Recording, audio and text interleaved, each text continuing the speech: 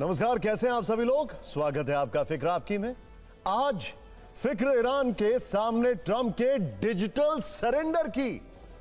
Digital इसलिए क्योंकि जिस समझौते पर ट्रंप ने डिजिटल साइन किया है वो अमेरिका के सुपर पावर वाले दावे को गलत साबित करता है। इस बीच रूस यूक्रेन जंग में ड्रोन हमलों ने मॉस्को से बेलग्रोड तक दहलाकर पूरा रुख बदल दिया है इस युद्ध का। यूक्रेन ने 700 आत्मघाती ड्रोन से रूस पर हमला किया। जेलेंस्की ने कल ही G7 से रूस को ड्रोन हमलों की चेतावनी दी थी। और राम मंदिर में दान पात्र से अब तक 200 करोड़ से अधिक की नकदी चोरी होने के आरोप लग रहे थे, लेकिन अब करोड़ों रुपए का गोल्ड गायब होने की जानकारी सामने आ रही है। क्या राम मंदिर में महालूट हुई है? इस फिक्र की फाइल हम आपको जरूर दिखाएंगे। इस पर राम मंदिर निर्माण समिति के अध्यक्ष निपेंद्र मिश्रा से हमने एक्सक्लूसिव बातचीत की है। इसके अलावा महाराष्ट्र में बगावत पर हर दिन नया क्लाइमैक्स दिखाई दे रहा है। उद्धव ठाकरे ने अपने सभी सांसदों को बैठक में मौजूद रहने के लिए व्हिप जारी करवाया था, लेकिन 6 बागी सांसद लापता रहे। इसके बाद संजय राउत सुप्रीम कोर्ट और चुनाव आयोग पर भड़क उठे। और बंगाल में ममता बनर्जी और भतीजे अभिषेक बनर्जी एक साथ कई आफतों में घिर गए हैं। टीएमसी का बैंक खाता फ्रीज करने की मांग हो रही है। मध्य प्रदेश हाईकोर्ट ने अभिषेक की गिरफ्तारी वारंट पर लगी रोक भी हटा दी है। और अफगानिस्तान में सरकारी कर्मचारियों के लिए तालिबान का नया फरमान, स्मार्टफोन के इस्तेमाल पर बैन लगा दिया गया है। लेकिन पहले ट्रंप के सरेंडर की फिक्र। लगभग 110 दिन बाद पश्चिम एशिया में शांति की उम्मीद दिख रही है। अमेरिका और ईरान में विश्वास की कमी के बावजूद भी स्टेबिलिटी का रोड मैप दिख रहा है। अमेरिकी राष्ट्रपति डोनाल्ड ट्रंप लगातार ईरान में सत्ता परिवर्तन और उसे कमजोर करने के दावे कर रहे थे। वो ईरान को वेनेजुएला की तरह अमेरिका की शर्तों पर चलाना चाहते थे, लेकिन 110 दिन तक चले संघर्ष के बाद ईरान ने होर्मुज के लॉकडाउन और पश्चिम एशिया में मिसाइल हमलों से पूरी दुनिया को अपनी ताकत का एहसास कराया। और आज जो तस्वीर सामने आई उसमें एक तरफ ट्रंप डील पर साइन कर रहे हैं, तो दूसरी तरफ ईरान के राष्ट्रपति मसूद पेजेश्किन भी उसी समझौते पर हस्ताक्षर कर रहे हैं। इतिहास गवाह है और दोनों वर्ल्ड वॉर इस बात का सबूत है कि समाधान जंग से नहीं बल्कि बातचीत की टेबल पर ही होता है। तो फिर 110 दिन की तबाही और लगभग 7,000 से ज्यादा मौतों की जरूरत क्यों थी? इन 110 दिनों में 122 लाख करोड़ रुपए बर्बाद हो गए। ट्रंप ने इस ग्लोबल उथल पुथल की शुरुआत की और आखिर में अपमान का घूंट पीकर इस डील पर साइन कर दिया।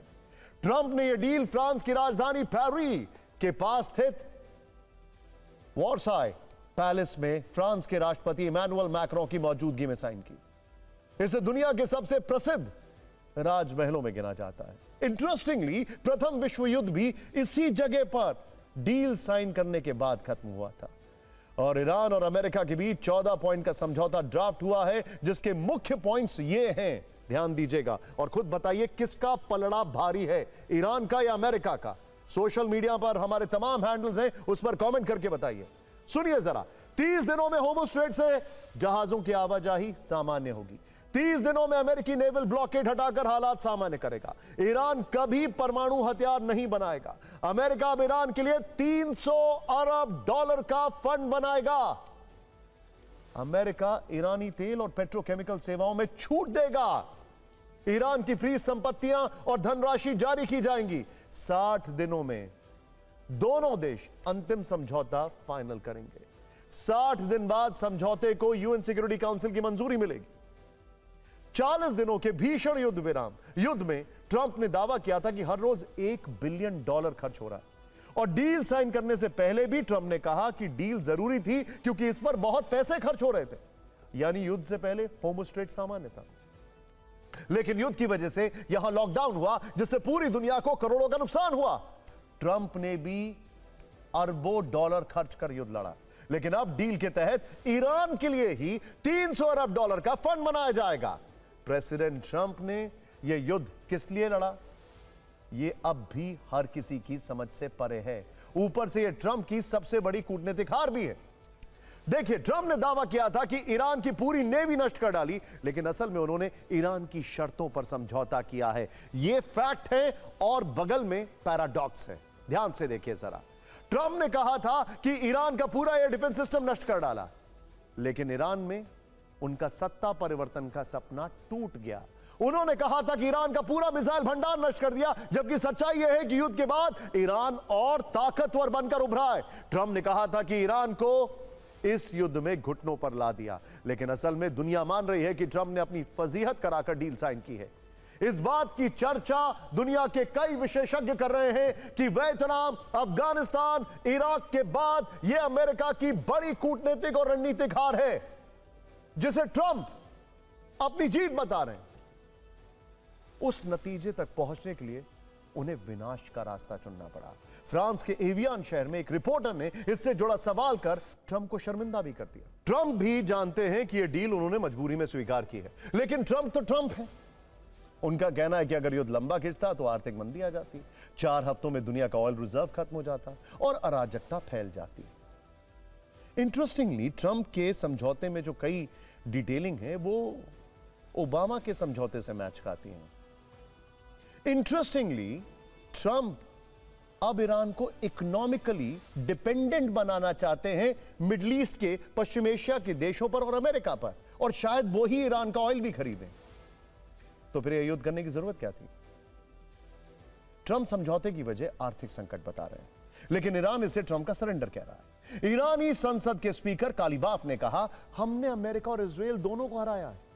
ईरान ने 4 मोर्चों पर दुश्मन का मुकाबला किया। अमेरिका अपना कोई मकसद पूरा नहीं कर पाया, दुश्मन को मजबूरी में समझौता करना पड़ा। इसके अलावा ईरानी विदेश मंत्रालय के प्रवक्ता ने कहा कि हमारे मिसाइल प्रोग्राम पर कोई बातचीत नहीं होगी। मिसाइलें बात करने के लिए नहीं, हमला करने के लिए होती हैं। ट्रंप ने भी मान लिया है कि उन्हें ईरान के मिसाइल प्रोग्राम से कोई दिक्कत नहीं है, नेतन्याहू को है। मगर वैसे ट्रंप को अब ईरान की किसी भी शर्त से दिक्कत नहीं है, क्योंकि वो इस युद्ध से निकलना चाहते हैं। वो इस युद्ध से निकलना चाहते हैं। क्या अगला निशाना क्यूबा पर है? क्यों निकलना चाहते हैं, इसकी वजह देखते हैं। ध्यान से देखिए अब जो फैक्ट्स हमारे सामने हैं। आंकड़ों के मुताबिक ईरान की घेराबंदी और जंग में अमेरिका को हर रोज करीब $1 बिलियन का खर्च हो रहा था। इसके अलावा युद्ध में अमेरिका के 39 विमान, ड्रोन समेत कई रेडार और दूसरे सैन्य उपकरण तबाह हो गए थे, जिसकी लागत $2 बिलियन से भी ज्यादा थी। युद्ध के दौरान अमेरिका के हथियार भंडार का करीब 30% खर्च हो गया था। अमेरिका में महंगाई 0.6% तक बढ़ गई थी। मार्च से लेकर अमेरिकी शेयर बाजार में आप अगर S&P की बात करें तो 7.8% का डाउनस्लाइड देखा गया था। साथ ही अमेरिका की घरेलू राजनीति में भी ट्रंप की आलोचना हो रही थी। चिंता इस बात की थी कि कहीं ट्रंप मिड टर्म पोल्स जो हैं वो ना हार जाएं। अब ट्रंप के 3 बयान जिसमें वो अलग अलग दावे कर रहे हैं। ट्रंप ने युद्ध शुरू होने के बाद कहा था कि उनके पास बहुत ऑयल है, युद्ध तेल के लिए शुरू नहीं किया है। अप्रैल में भी यही बात दोहराई और कल कहा कि अगर पीस डील साइन नहीं होती तो 4 हफ्ते में अमेरिका का ऑयल रिजर्व खत्म हो जाता है। सुना आपने? ईरान की सारी शर्त मानने के बाद युद्ध का आखिरी चैप्टर अभी बाकी है। अमेरिका और ईरान दोनों की तरफ से कहा जा रहा है कि शर्तों का पालन नहीं हुआ तो बमबारी से पीछे नहीं हटेंगे। देखिए, कुल मिलाकर एक बात साफ है, इस युद्ध में अमेरिका इजराइल की वजह से घुसा था, लेकिन इस मसौदे की जो शर्तें हैं वो इजराइल को नामंजूर हैं। गेंद किसके पाले में?